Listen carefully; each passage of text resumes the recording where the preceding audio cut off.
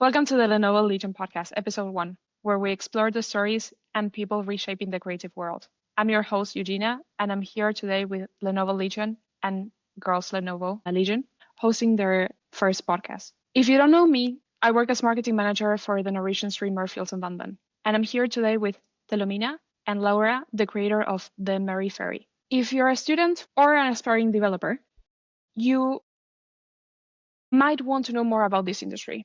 We are joining today by two amazing women who have experience both in coding creation and the industry itself. Today, we will share how you can get started, how they got started, and why it's so important to build a community around the industry. So let's get started with the basics. How did you guys actually get into gaming? Laura, do you want to go first? My story is pretty long and I'm not sure how relevant, but I actually started to become active in the video games industry 25 years ago. Yeah. I was born in Romania, and one of the first jobs that I have had was as a journalist for a publishing house. I was hired to write about hardware. But the same publishing house also had a gaming magazine called Level, and we were in the same building, so I just became super curious, and of course I was playing games. So I started to write about games, and I started with the usual, like reviews, previews, and stuff like that. But I think I might have written one or two until I realized that I'm very curious about how games are actually made. So I started, I think it must have been Romania's first editorial content about considering having a career in the video games industry. And so I wrote a making of feature for that magazine every month for must have been about 11 years. And I was just, it was one of those cases, you don't know that something is not possible. When you don't know that something is not possible, you just do it and it becomes possible. Yeah. And I remember messaging, just sending emails to people that were working at Blizzard or other big game studios that I was interested about. And it's like, hey, I write on this Romanian magazine. Can you just have an interview with me? And I did. I did that for quite a long time until one day I was having an interview with a studio based in the Netherlands. And they were looking for a designer. And during the interview, they just asked, but you have been interested in this for so long and you know what's happening. Aren't you interested to make your own games? And that was the first time when I was like, I actually thought about the question and I realized that I am. And that kind of put me on the track to pursue a career in actual development. And in 2009, I got my first job as a producer for a Romanian-based, Bucharest-based studio called Fun Labs, which was doing titles for Activision Value. And my first title was a fishing game called Rapala Probas Fishing that was made for a ton of platforms, everything from PlayStation 3 to PlayStation Portable to Wii. We even had a custom rod controller that was built for us. And that's how I started to make games. That's super exciting. What about you, Telomina? Well, I started playing games already when I remember it's one of my first memories. My dad came home and he had brought something big at the trunk of his car. He picked up an Amiga computer. And those are the ones you play with the floppy disk. So me and my dad used to play games a lot together when I was just 5-6 years old. And I've been a gamer ever since through studies, life changes. And when I then got chronic illness, I started playing more and I needed to find a way to be social because I had moved to the Swedish woods. Okay, yeah. And I needed to do something social. And then I had a friend suggesting maybe you should try streaming. And then I had done 2 YouTube videos just for fun. And I said, yeah, why not? And here I am. Yeah, I think it's really exciting. At least for me, it was more, I started gaming when I was older. I met someone. He was a gamer, and I come originally from South America, and the culture there is more conservative. So it was not something like women were supposed to do. So for me, it was something that I took more on my 20s. But I think it's really interesting, like with different backgrounds, how we can clearly see that there's no one correct way of getting into the industry. We all come from different places, but we all have the same passion. And I think like at the end of the day, that's what takes us here, isn't it? So I got another question then. What were you studying, guys? How did you ended up being like, okay, I'm going to take this for real? Should I take this?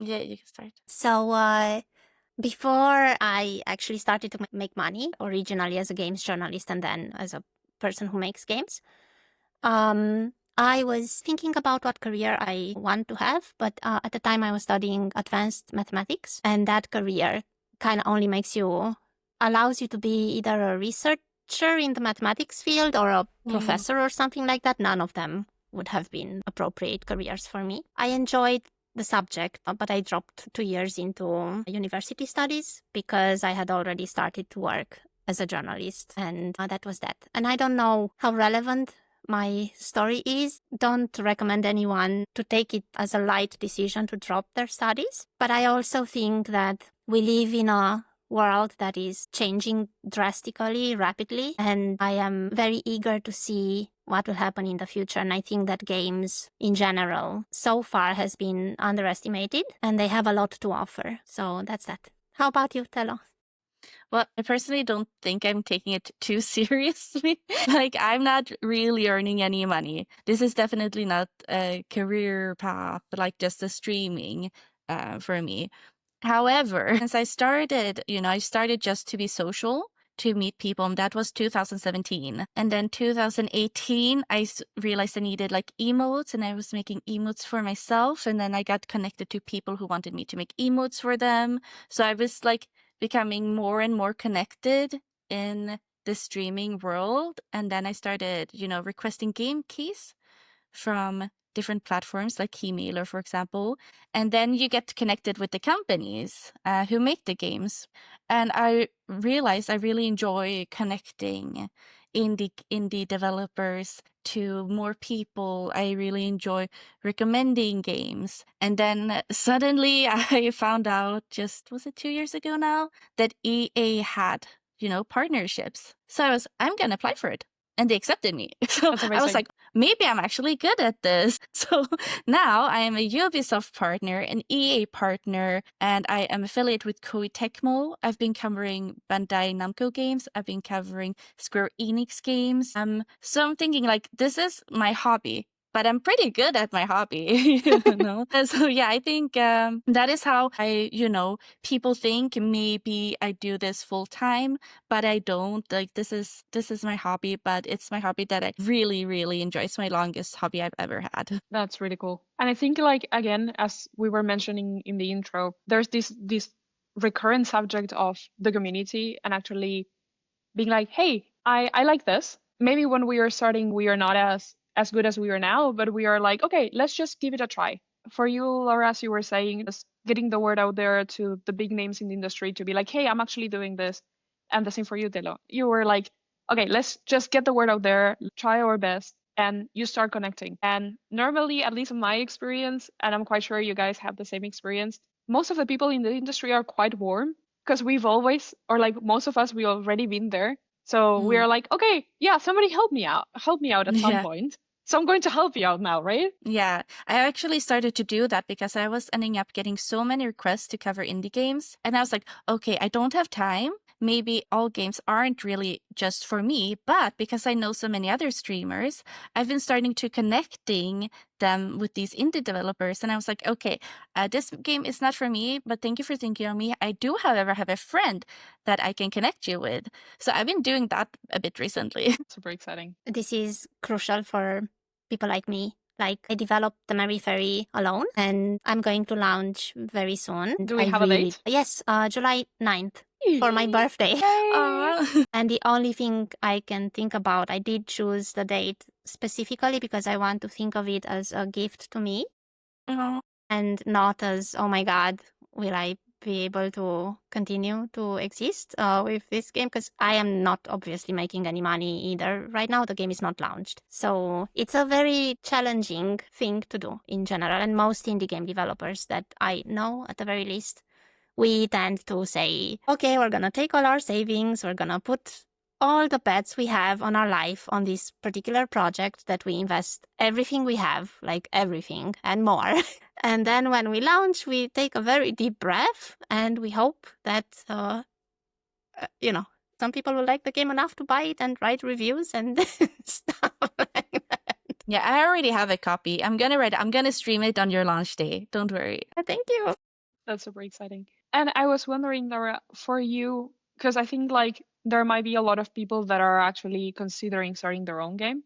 Can you maybe tell us a little bit of how is the process or how was the process for you? What an interesting question. Like, it feels like a simple question, and that should maybe have like an easy answer to say, oh, if you want to make a game, you just start like this. But there is no simple answer. There's a lot of people, for example, who ask, oh, what programming language should I learn, or what game engine should I use, or what art software or whatever. There is no good answer for that. And in my case, I will launch my game, The Merry Fairy, on Steam and PC Windows only at start, because it's just me. And it will be English only.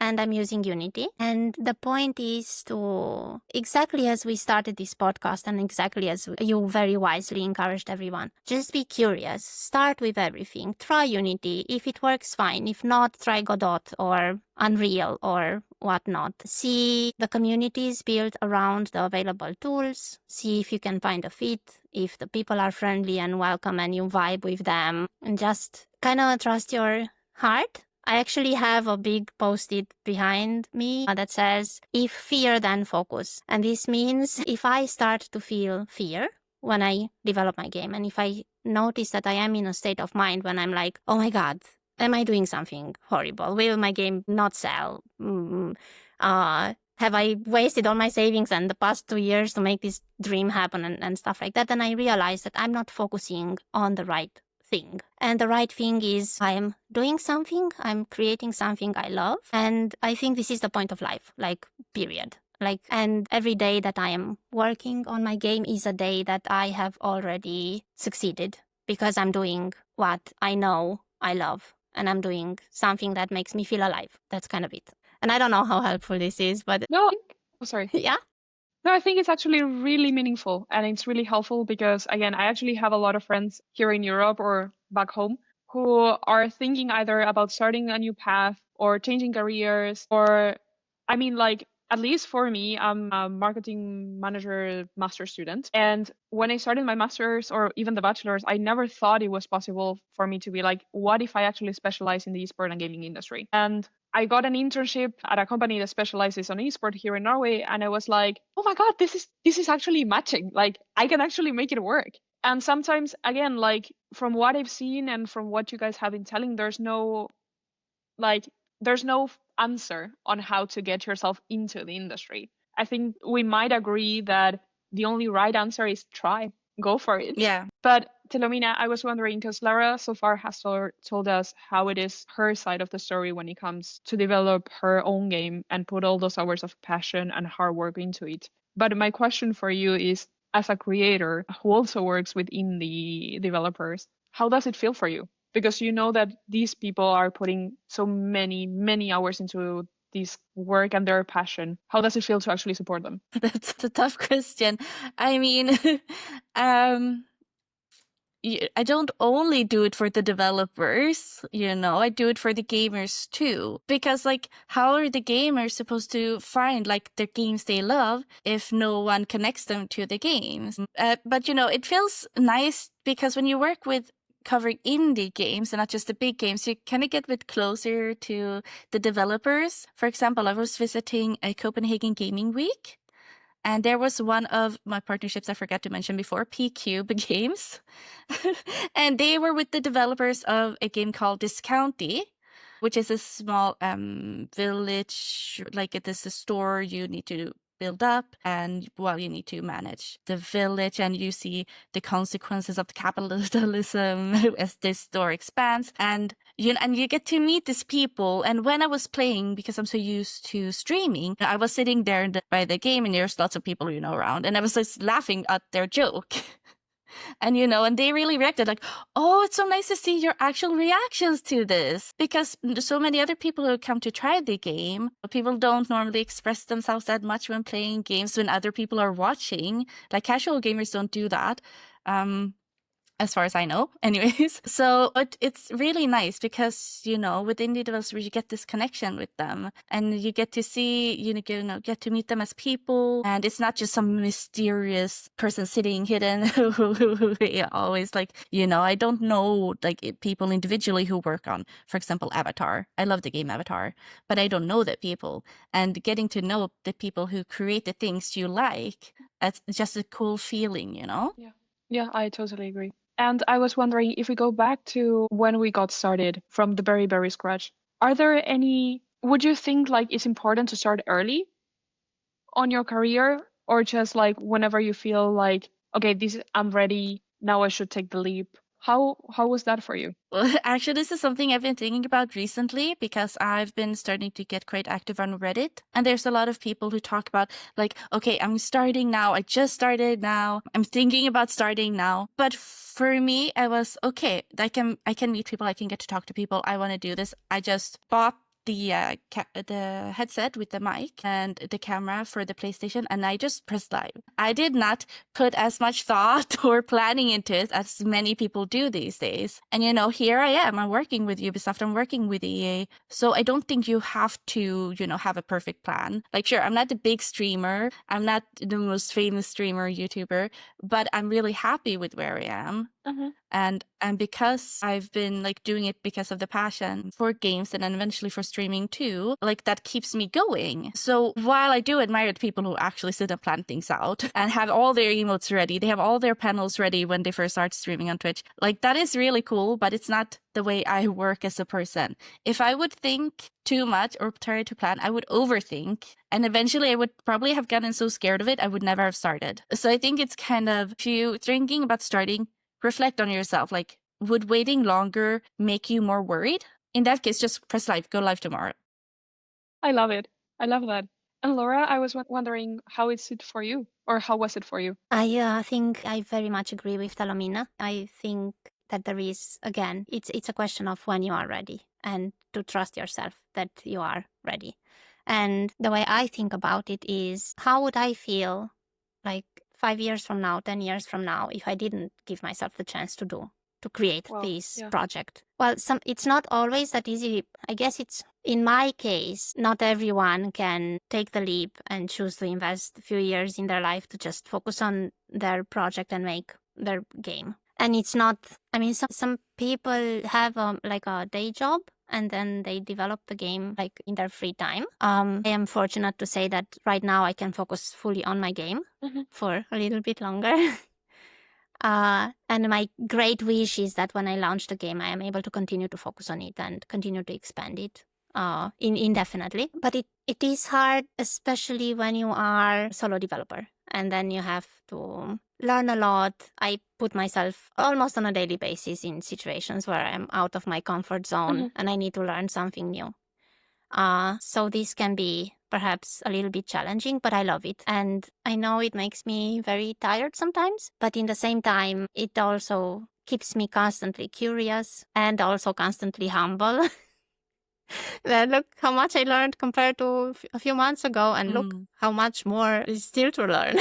That's a really important point, even for content creation, because sometimes when you feel like you're stuck, you just go watch like your clip from the previous year, for 2 years ago. Like, just check your overlays, just check your emotes. Like, you will see progress when you feel stuck often. Yeah, and I think like sometimes, especially, I mean, the gaming and the esport industry normally takes you all the time to be like, okay, I want to take a next step.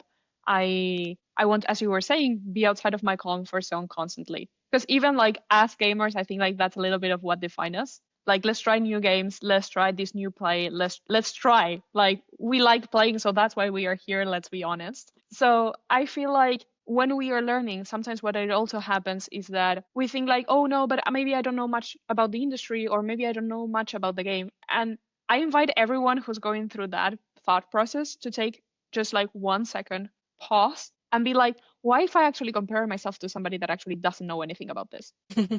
And then you start realizing that a lot of things that you internalize and you were like, oh yeah, this makes a lot of sense, this is super common, actually are not. And I think like that's how we actually bring the value to the industry, to be like, okay, for example, for me, I learned these at business school, and for me it's obvious now, but maybe for other developers or content creators, in the case of when working for Fields and London, I was able to bring with new ideas and other things that maybe work on other industry, but nobody tried them before in the gaming industry or esport industry. And I think like with you, for example, Laura, that you were saying that, okay, I actually studied applied mathematics and now I'm developing a game. Maybe there are a lot of those tools that you learn through your career. Maybe it's not like strictly linked, but the way of how you think about the world that might have helped you. I don't know. What do you think? I think I have two things that I could add to this. One is, well, I think that games are art. And art is inspired by life and is intricately connected with life. So that's one thing. And second, actually, before I started to work on the Mary Ferry, I published a board game and a comic book. So I was very happy that I could be a part of the board game industry and the comic book industry and compare with the video games industry, where I have been a part for so long. And it's interesting to think how similar they are in some respects and how wildly different they are from other respects. And the general vibe is this, that we tend to kind of have a very boxed in, limited view on a certain zoomed in field of industry or industry. And then the line of thought, which is easy if you think from a psychological perspective, it would be fantastic if there was like, okay, in order to make a successful video game, you need to follow step 1 to 4 in the following order. But it's never the case. It really is never the case. And I do have kind of an advice maybe to give, and this is going to be a little bit ironic. But the surer the person that gives you advice is, like, no, you have to do like this, you must do like that, then the more certain you can be that that person is not giving that good advice. I love it. Yeah. I think so too. So keep an open mind and remember that when you put yourself in a situation where you're constantly learning, you develop a lot more and you evolve a lot more than you realize. And trust yourself, like trust your own intuition, trust your heart. Remember that you yourself have built up so much knowledge. So trust yourself. Don't put yourself in a box. Yeah. Yeah, also, I want to add to Laura's advice there. What I was doing, because I actually wrote a Reddit about this, look at the person giving advice. If you want their journey, like listen to their advice, but like if you ask people on advice on Reddit, you will get a lot of different answers. So what can help is you actually look at the people. Do you want to have like lots of followers, or do you want to get branded deals, and listen to the people who align with what you want yourself before listening to advice on how you should set up your stream or like where you should place your camera or whatever. Yeah, I agree. I think like maybe it's not necessarily important to know like the step by step as you both were mentioning, but kind of have an idea of, okay, this is how I want to see myself in a couple of years, or this is where I want to go.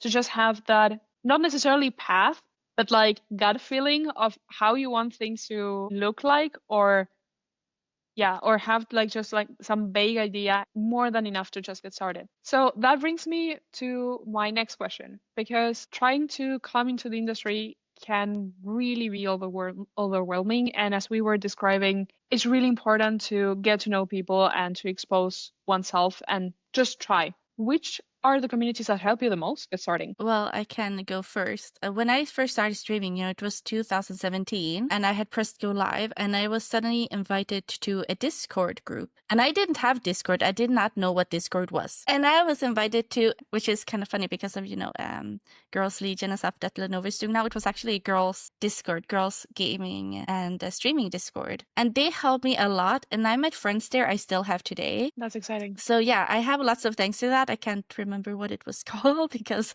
it didn't really survive that long.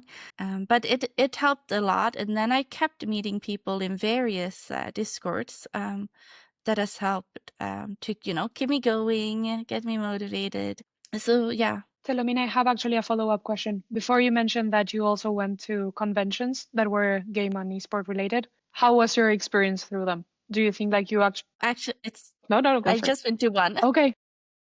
I just been to one once, and it was February this year. Okay. So that has had zero impact on me, but I do know people who got most of their connections through actually meeting people face to face on conventions. Okay. Laura, do you have any experience when it comes to community or conventions? I have a lot of experience when it comes to community and conventions. I can't say how I started because when I started, there was no Discord and there was no Reddit and there wasn't many things. But in general, I am always fascinating by the friendliness of creative people in general and game development people in particular. I suppose a good way to start is like if you are a gamer and you play certain games that you particularly enjoy, see what the developer offers, visit the developer's website, join the Discord, start like that. Most of those communities are very friendly. And in the same time, there are so many resources and so many people like you who make podcasts, who offer a lot of knowledge, and almost every single one of them has a community shaped around it. And it's just curiosity and join and see how it feels. That sounds fair and sounds about right. Honestly, it happened to me that I met someone from my country that was working in one of the big companies, and I was like, "Oh my God, I can't believe you, girl, are actually there. Like, how was your journey?" And she answered, and we started like talking, and she's like super cool and super warm. And honestly, the first time I sent her that message, I was like starstruck because she kind of has like a similar job to what I would want to have in the future. I was like, "Oh my God, I can't believe it." And we started talking, and she was like so open, and she shared all the tips, and she was like, okay, do this, don't do that, but at the same time encouraging me to, as we were saying, tune to who we actually are and stay authentic and just like try myself. So yeah, I think like the sum up of this part at least is to everyone out there, just send a message, don't think about it, don't overthink it, just get exposed, get the word out there, and people are super nice in the industry. So yeah. And then my next question is, because I mean, like, we're all different, right? As we were saying, staying tuned to who we are is always important. And I know that some might be more social than others, some other might be more introverted or extroverted. And I was wondering, what are there any student networks that you think that maybe for those getting started, it might be more helpful if they don't want to necessarily put their face or their real name out there? Telomina mentioned, and I don't know if this is the right answer, but like I'm a lurker. Like I lurk on communities 99% of the time, and maybe there's 1% of the time when I participate and I interact and respond and stuff like that. And it's good to lurk. If you're curious how the community works, Reddit is an endless source of inspiration and resources and advice for me. And now it started that a lot of interesting Reddit channels also have Discord servers, and those Discord servers maybe have partners to other communities and Discord servers, and there is no extraversion participation costs, if that makes any sense. You can just sit in a corner and listen until you feel ready to participate. What do you think, Tella? I'm not entirely sure about student communities, you said, Eugenia. But I do know that in Sweden we have lots of education around creating indie games, if that's someone's passion. I think we have a couple. I know, like the Game Assembly is one. And I used to, when I lived in the woods, I used to take the bus through, and I would see one of the schools about creating games. And I'm pretty sure they would have some communities around them. But other than that, I'm not entirely sure, actually. Well, before, actually, I have some. I used to work with something called Sweden Game Arena, and they run, I'm not sure, like, it's a very big game incubator connected to game studies in a Swedish city called Hovde. And that city gave birth to games like Goat Simulator or Valheim, actually, or V-Rising, or quite a lot of indie games, which now became quite big. And first and foremost, the university and the incubator have open days, so you can kind of keep an eye on what's happening. And you used to, when I was working there, I was organizing Play My Game sessions, where if you live there or you are in the city, you could just go and play some work in progress indie games if you wanted to. I don't know if they still do that, but there is also a conference that takes place in October, which is called Sweden Game Conference. And I have, like, in general, if there is game studies or if there is an incubator or any hub of game development, people are very interested in showing their games and playtesting their games. So the doors are open. You just need to, like, have the courage to go and get in. Yeah. Yeah, that makes sense. And I was wondering, Laura, was there through all these your years of experience that you actually had any mentors or mentees? Had mentees. I was production coach for all the studios in the incubator, and I organized the presence not only in the local conference, but we went for far too many years to very big game conferences like GDC, Gamescom, Nordic Games, Casual Connect, all over the Yeah. world generally. And it's a question of truly like being kind to yourself, understanding your desires and limitations, and taking it one step at a time. I don't know. No, that's fair. And I was wondering then, since through your experience, are there any like do's and don'ts that you would recommend for people that, like, for example, they got a new mentor and they're getting started? Are there anything that you would be like, okay, maybe consider this, maybe avoid this? Okay. One, like, always be kind and respectful. That's Yeah, that's important. That's important. And what do you think, in your experience, that it might be what the companies are looking now from the younger generations? That's a very interesting question. The honest answer is I don't know. The industry is definitely changing. And with the rise of AI and AI generated content, and like, I'm not sure what is going to happen. When it comes to me, sometimes I look for freelancers, and my biggest point of interest is the fit. And it's very important to me to know that the person is very transparent, very open, very honest. And it's not a question of skills as much as it is a question of communication. I hope this No. helps. I I don't was know. actually, I had a follow-up question. So, Hmm? what are the things when you say communication that you would think that maybe people might take for granted, but when you actually hire somebody, they're not there? Communication in general is harder than it Yes. seems. It's not for sure that if I say, okay, we meet at, let's like a very silly example. I say, we meet at 12 to have this podcast. You'd think that, oh yeah, that's easy. We meet at 12. But then it's like 12, what time zone? Should I be a bit early? Should I prepare? Should I not prepare? Those are all like contexts of this conversation that are not necessarily covered with a simple single question. And it's good to keep that in mind. And it's good to keep in mind that what you understand is not necessarily what the other party understands. And this is why it takes a little bit more effort to make sure. And I guess what I could say, and when it comes to me, I appreciate people who are communicative and people who understand that just because it kind of feels like we understand each other, that we actually do understand each other. And I also appreciate being very clear with what you can do, and don't overpromise, and keep your promises. Yeah, 100%. And Telomina, then my question to you is also quite similar, because again, you work more maybe on the other part of the industry as a content creator, and you also work with companies. And sometimes it happens that not everything is not everyone is on the same page. So for people that are maybe starting as content creators, either as streamers or making videos, what is the tip? What is the tip? That's very broad. I would like to talk on this if you request game keys through the gaming sites, because that's something many people kind of strive for when they start. It's like, yay, free games. And one problem I've noticed over the years is, I've been doing this for 7 years or so now, is that people tend to, when they start doing that, they tend to ask for lots of games. And then, all these websites like Keymailer, we have Lurkit, there's a time limit for which you need to present your coverage. And we always know, like, life happens a lot.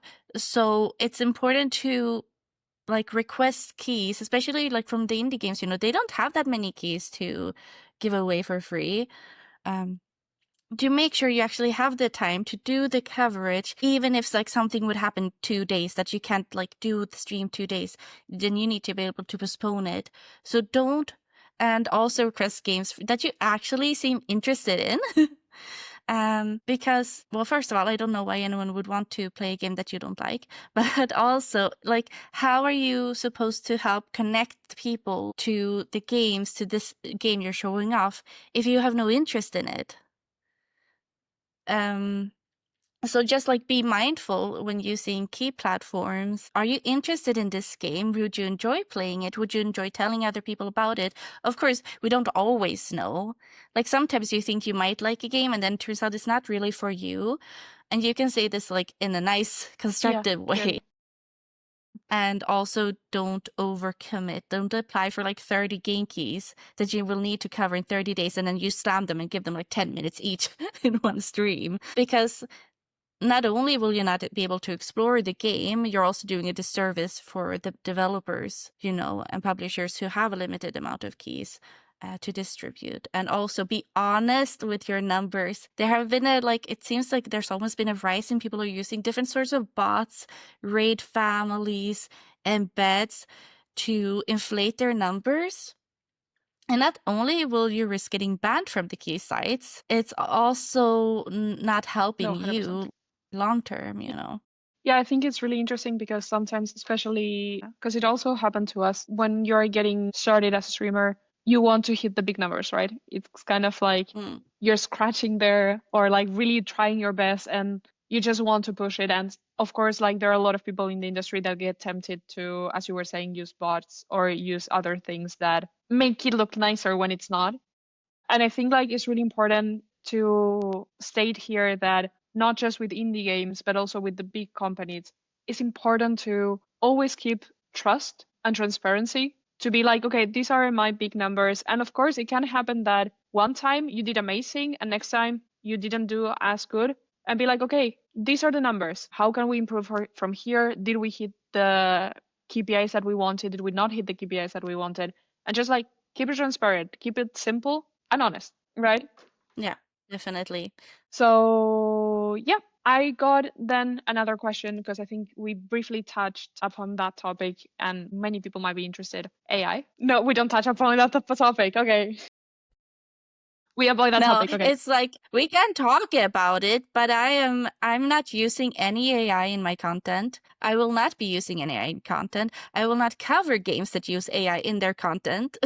And during the recent Malmö game, there was a big conference with the game developers, and there was one game developer who said it was really lovely, really sweet, but was said he was using AI daily. And I like to study on things. I like to investigate things. I have read about the environmental impact on AI. You know, I make my own emotes. I'm also an artist. I know what this does to some jobs. If they're using AI every single day to spawn ideas to whatever, it doesn't need to be implemented in the game, but I will have no interest in that. And that's like my personal stance. And I understand everyone is differently and it can be a great tool. But for me, I always weigh, you know, cost against everything, you know. What is the cost? Like, sure, this can be really helpful. And I was really tempted to do it when everyone moved to Blue Sky and, you know, need to write alt text. Now I have forums. But you know, I was like, okay, if I do this, I need to environmental compensate with using less water, which doesn't actually really work because it's localized, their AI centers. But anyways, so I decided I'm gonna stay clear of it. I'm not gonna be using it. I'm not gonna support any games that's clearly using it either.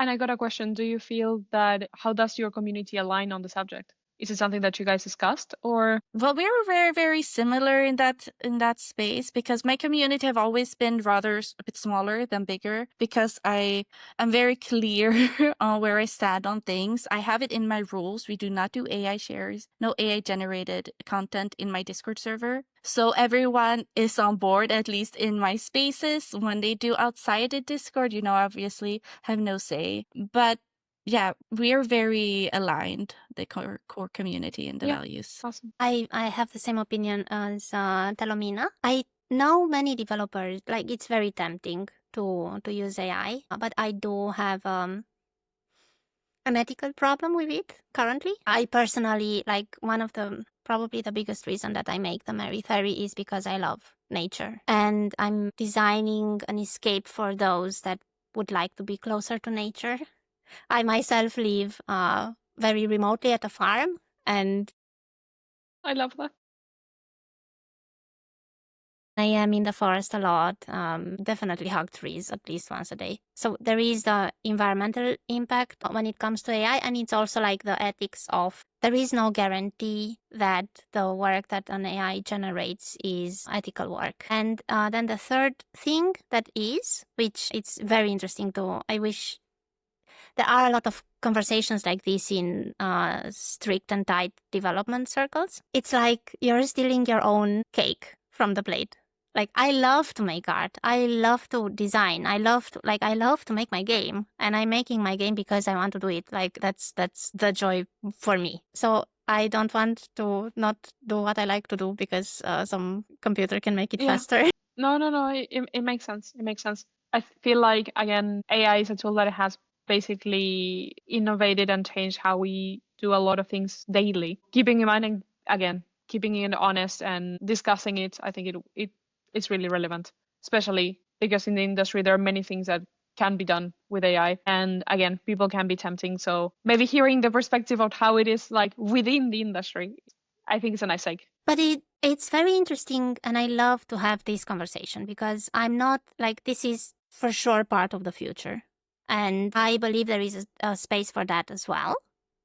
But it's very nice to keep this honesty. Like, are you interested? Because I'm there are a lot of gamers who like I don't even check all the games that I am playing to make sure that they have been made with AI or not. I'm more like I fall in love with the artistry of the game.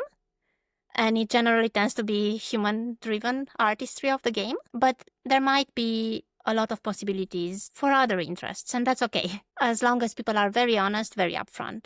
And I love the fact, and I love to hear that there are content creators who are particularly interested in human-made games. And I think we might have a future that this will be the niche. Like, I specialize in human-made games or something. Like, Yeah, but I mean, like, I think that's actually totally possible because it happens with other things. Like before we had mass production, everyone did things by hand, and now it's like its own niche.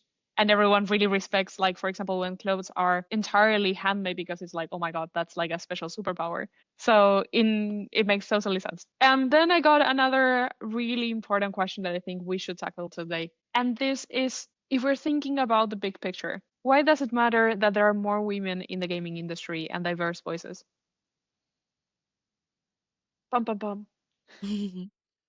No, well, because representation matters. That's the bottom line. Like, I have studied sociology up to Oi. master's level, and I had to quit when I got chronic illness. And representation really matters. It opens doors. It makes I saw actually on Instagram the other day, there was a comparison on when small girls are asked to draw a scientist. Back in the day, it was a really low number who would draw a female scientist. These days, it was over 50% of the girls would draw a female scientist. So it's important that we show that we take place, that we exist, because otherwise these girls will not have, they will not have any role models, and then we can't continue to like grow as as a community, as a world. We always need to progress. We're humans after all.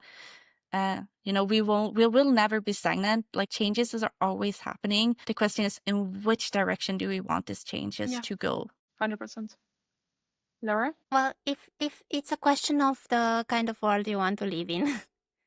If you want to live in a world that is kind, open, where we see each other as, human beings, and we give and give the love and respect and kindness that we wish to be around, then this is the kind of art we need to do. And it's not restricted to game, it's everything, really. So representation is not just important, it's vital. That's Yeah, it. and I think like maybe both of you can relate because of course we are all different again. And sometimes or at least what I notice is like back in the days, the games that were being developed were really oriented to one part of the demographic.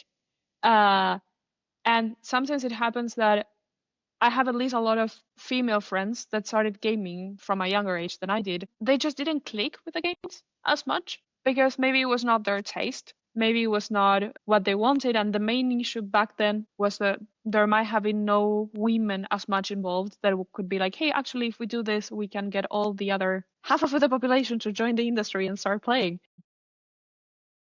Yeah, one of the games I played, but actually Tomb Raider. And it's Lara Croft.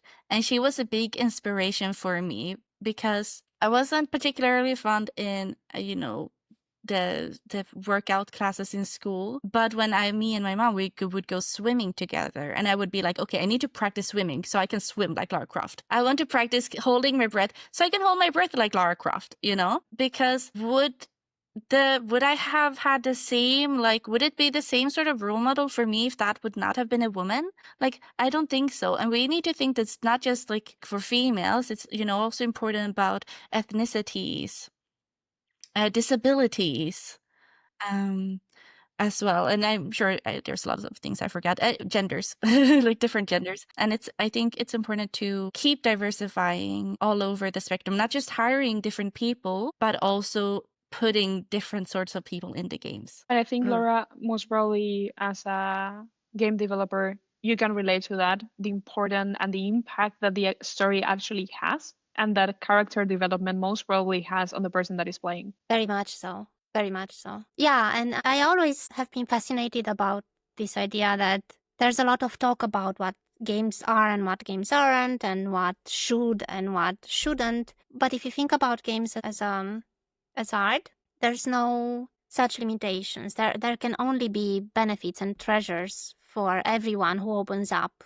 who doesn't limit, who doesn't confine something to a specific gender or a specific ethnicity or a specific representation. And it's true that no matter how much we like to think that we are in control, we are, as humans, deeply influenced by what we consume.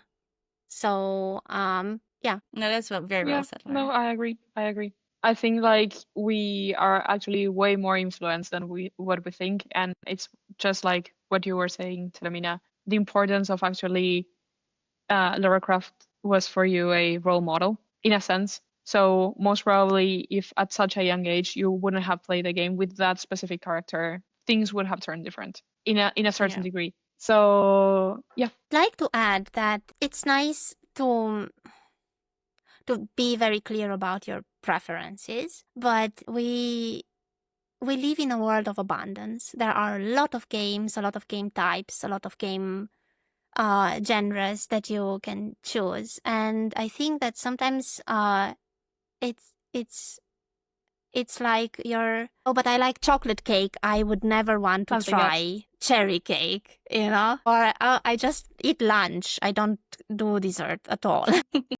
And it's so nice to open up your options because there are so many right now. And I make a game that is deliberately designed to be non-competitive with other games. I deliberately design a game that is time limited. So it's about taking the time to do something and then not do it and focus on something else. And it's deliberately designed to relax you, to allow you to take a pause and rest and do a little bit of introspection, which is automatically not I'm not competing with anyone else. I think I'd love if people who are very into profoundly adrenaline-filled games like shooters or like MOBAs or like super highly competitive games, that they go there, they take it out on such a session, and then they go and take a moment to relax in the Merry Ferry, to chill and relax and bring down their adrenaline levels before they go have lunch with their family or something.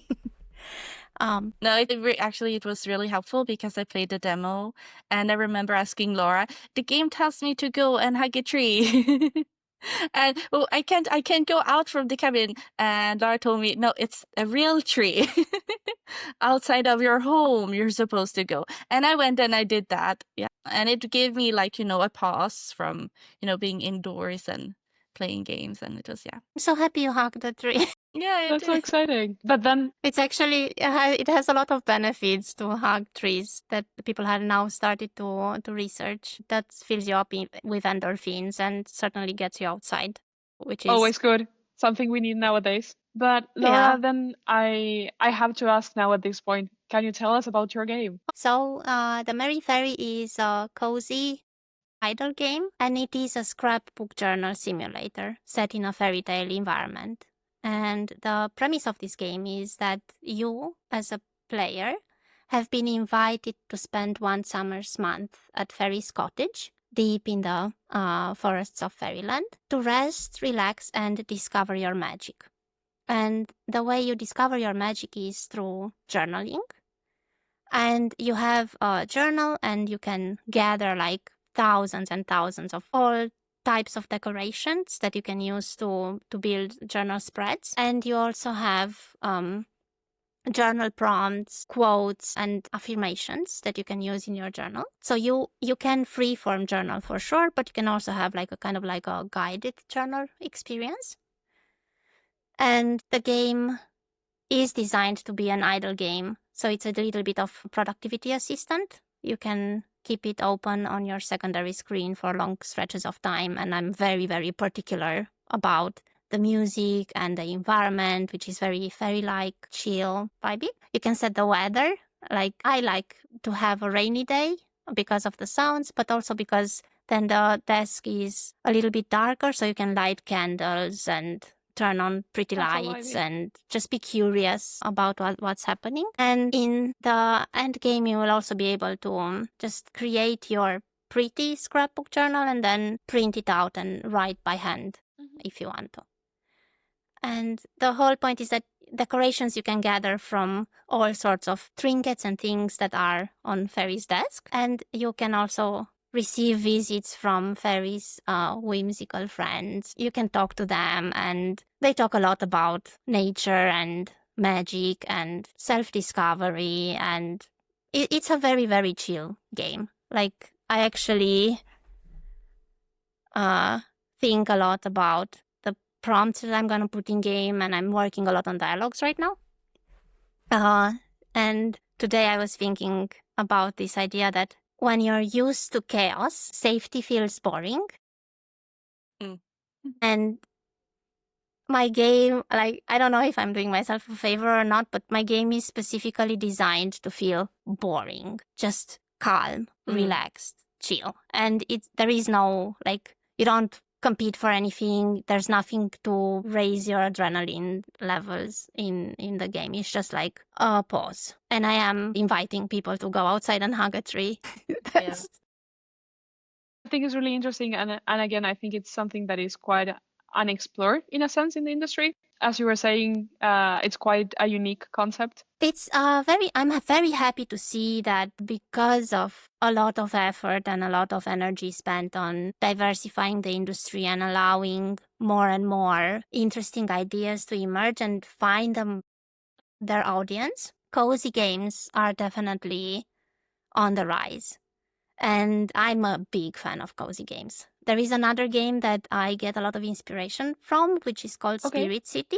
And they're probably the closest to what I'm doing. It's just that they offer this cityscape. It's a productivity tool that, again, you can keep open on your secondary screen, and you have a Pomodoro timer to focus. You can customize the soundscape.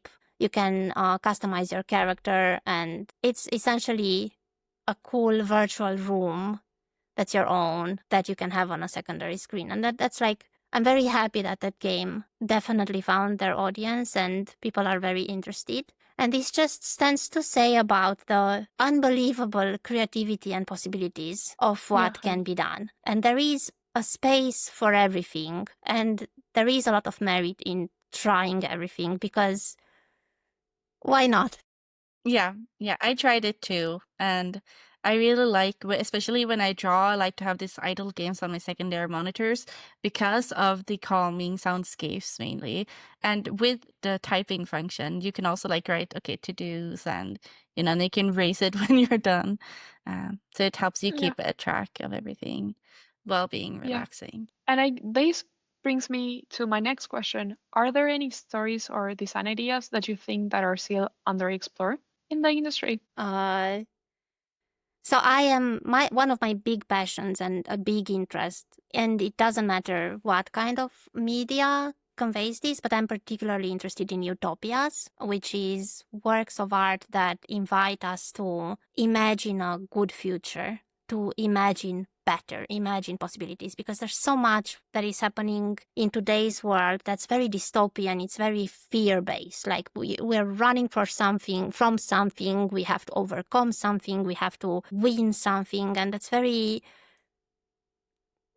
harsh on my soul. And I want and I hope for games that focus on this idea of gentleness, of kindness, of relaxing, slowing down, understanding that there are friends beyond the screen.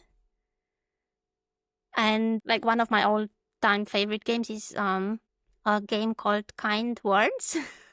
I don't know if you know about it, but like it's an online game, but you don't really talk to the people in this game. All you do is you write letters, and you can write anonymous letters that you put on a paper plane and just throw away, and other people can click on the plane and read what you wrote. Or you can anonymously write that you have a hard day, or that you have a particularly challenging problem, or that you have lonely, and other people respond to you, and it's all anonymous, and they can maybe write you a few words, but they can also give you stickers. And it's just this like very tiny, very small act of kindness that you can do to a stranger, which is facilitated by this game. And I want to play more games that show us that people are fantastic and that there are friends everywhere. I really want that.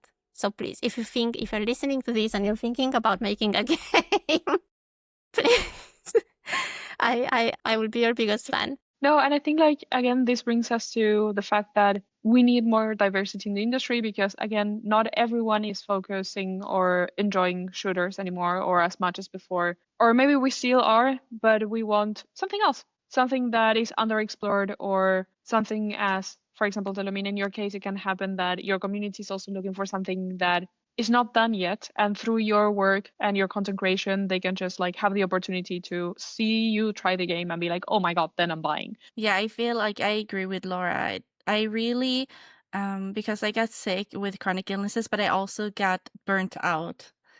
Uh, and I had never played like cozy games before. I would play strategy games, adventure games, racing games. But after I got sick, I first started playing Stardew Valley. And that was a totally different experience for me. And then I later got Animal Crossing, and now I play a lot of Hello Kitty Island Adventure as well. Besides these, big action games, it's always good to have, for me at least, to have a small, cozy, relaxing game because it's not good to keep the cortisol and adrenaline up here all the time. Like I did that. That is not to be recommended. Yeah. And we all know, like, all you need to do is open up a news site or watch some TV, and it's already. Yeah, no, 100%. I can relate. I also like adrenaline games. And at some point when I started doing the masters, I was like, I have to start playing something else. I have enough adrenaline on my daily base as a student. So yeah, I think it's really important, as you were saying before, Laura, to actually have an open mind and be like, okay, I know I like my chocolate cake. Let's try strawberry this time. I think that's something that we should consider more often. And then that brings me to another question. Because as you were saying before, there are all these games that can help us do tiny things to be better with others and like to connect with others in a different way. But if we're thinking about the industry, what can we actually do as a community to help each other improve? So in general, like this is very interesting. There are a lot of people who play video games, but very few people who are, well, not very few, but definitely a lot fewer who are vocal about the games. I cannot begin to explain the merit of interactions on the Steam page and reviews. And I'm not talking praise the developers that you like or whatnot, but be vocal, because it really makes a tremendous difference to leave a review, to share a screenshot, to comment on the community, stuff like that. And I think that like when it comes to the bigger the team, the easiest it is to feel maybe less lonely as a developer or more encouraged, or you actually have a marketing person who does stuff for you. But the smaller the team, like it is in my case, when somebody pops up on my Discord server or likes one of my TikToks or watches my YouTube videos, it takes a lot of time and effort for me to make, considering that I have to make like the whole game. It really it completely brightens my day, completely brightens my day. And yeah, I just want to say thank you for everyone who plays games. That's nice. Telomina, any thoughts? Well, just like community overall, I think like the game Laura mentioned, like I used to have as a rule in my life was at least once a day, do something good or say something nice to another person. Because even if we can't see each other, even if we don't know what we look like, we're all just humans. And the interactions we have, we want them to be good. And you never know what other people are going through. And being kind costs you nothing. So just like, I think always try to be nice, basically, to anyone. Like, even if someone does something you don't like, even if you hate a game, you don't need to be mean. You don't need to wish someone bad things to happen to them. I see a lot of time, like, game developers need to close down their, like, accounts, their social media accounts because they got hate. That does nothing.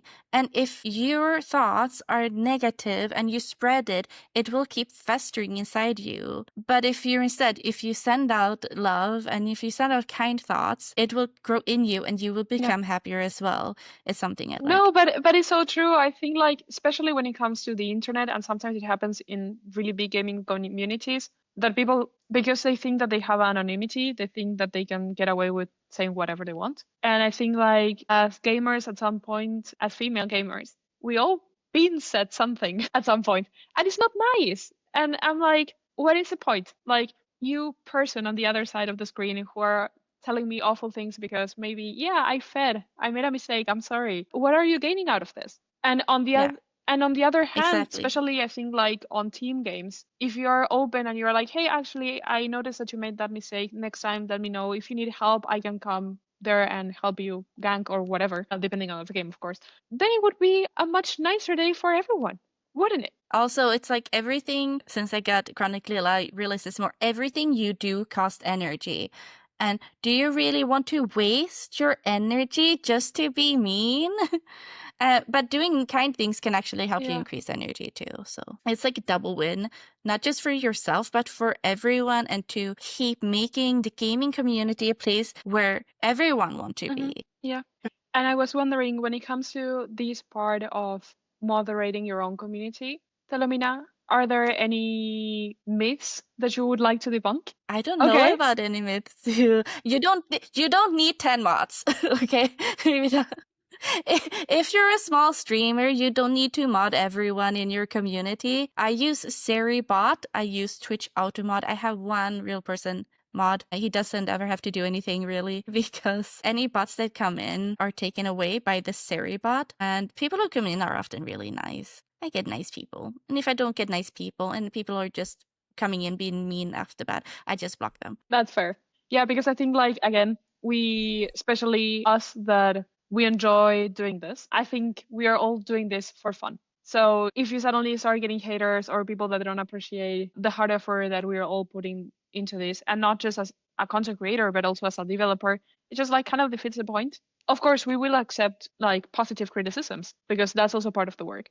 But just like hate for the sake of it, definitely. I'm not a fan, at least. Yeah, I really like when people come in and they tell me like, can't I hear the game as much as I would want to? Can you increase the volume a little bit? Like, that is like, they don't say like, your stream sucks because because I can't hear the game. But come in and say, can you please increase the volume? Like, I get a lot of people who are actually really good at formulating that. And that I do appreciate. Or like, oh, your camera is a bit in front of the text of the game. I want to read text of the game. Can you please move the camera a little bit? And of course, I will move the camera a little bit. I want everyone to be happy and find something that works for everyone. So not only can they enjoy the game, but enjoy the stream overall. Yeah, that's super fair. And I have a last question before we wrap up. When it comes to becoming a public face on the industry. Are there any thoughts or tips that you would consider giving to somebody that is thinking about getting started? I think many people are very worried about putting your face out there, and I totally get that. I've had people who came in and be like,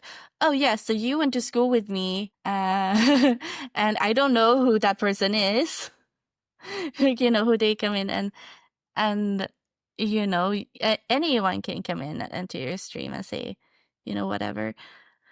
And if you're not comfortable with being found, it's really not the best to have your face out there. But what you can do is, like, I have an avatar, and because of my chronic illness, one of them, my face tends to sometimes be a bit more swollen, and when I don't. And that lasted for years. And then I just had my avatar everywhere. I had like profile pictures. Now it's a bit more under control and I feel more comfortable showing my face again. So then I do. But I have a really silly picture. But yeah, I feel like you need to really weigh it off. But it's totally possible to grow without showing your real face, because I did that for so long. Didn't have energy to put on the camera to fix my hair, so I just didn't. And instead I went no camera. I didn't have a VTuber. I didn't have a PNG tuber. I just had nothing, and I would still grow as a content creator. So it's totally possible to keep growing even if you're not comfortable. And then I could touch about branding too. I've been going through a couple of different styles. When I started, I had everything purple, then I had everything pink. Now I have landed on yellow, a bit more yellow. And that's like the look of it. It's like yellow and pink. And that makes people recognize me. They recognize, even if I have a photo with this top, even if I have this, it's easier to recognize me with the hair as well. But your branding is not just the colors or the looks or the avatar. It's also what you stand for and who you work with. So that's why I'm very always reflective of the companies that I collaborate with. And I have actually ended a collaboration due to how my community member was treated in that community. Yeah. And I feel like it's really important that you know what you stand for, and you show up and you follow it yourself, and you work with companies who align with your values.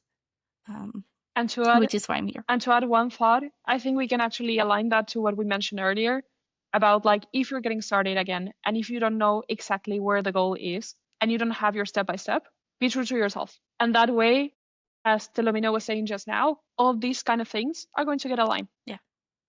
You can just keep developing. Everything doesn't need to be perfect. My first logo was awful. My first emotes were awful. But I keep, like, every other year, I took a look at it and I said, okay, how can I improve? What can I do better? What fits me more? What fits me right now? Because I've also been going through changes through these years. I'm not like shouting at Tomb Raider as much as I used to be. So yeah, it's just like you might have an idea. Maybe you can't execute it as well as you want to, but you can just do something and then you can take it from there. Laura, any last thoughts? I think Telomina's words were very wise, and I think they apply to pretty much everything. Okay, so before we wrap up, when is the launch of the Merry Fairy?